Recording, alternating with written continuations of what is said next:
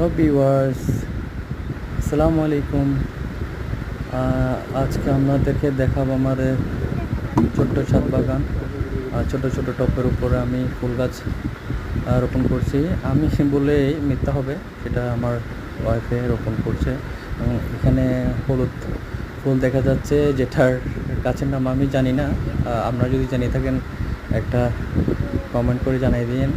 এবং পাশে একটা কাঠগোলাপ গাছ ছিল। তারপর একটা মরিচ গাছ দেখতে পাচ্ছেন, যেটার মরিচ একদমই কিনা জাল না।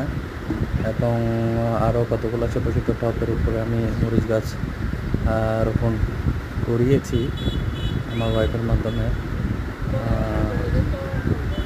এই মরিচ গাছগুলো হচ্ছে কতগুলো শুকনো মরিচ আছে না, এগুলো শুকা দেওয়ার পরে যে বিচিগুলো বের হয় ওই বিচি থেকে বাজানো হয়েছিল। আর এই কাঠগোলাপটা হচ্ছে আমরা গত 2023 সালে ইয়াতে গিয়েছিলাম, চট্টগ্রাম বাগান পরিবারে গেছিলাম সাথে সিআরবিতে, ওইখান থেকে নিয়ে আসা। আর এই গাছটা 2 বছরে এত বড় হলো। এরপর দেখেন আমাদের ছাদটা কত পরিষ্কার করে রাখছি।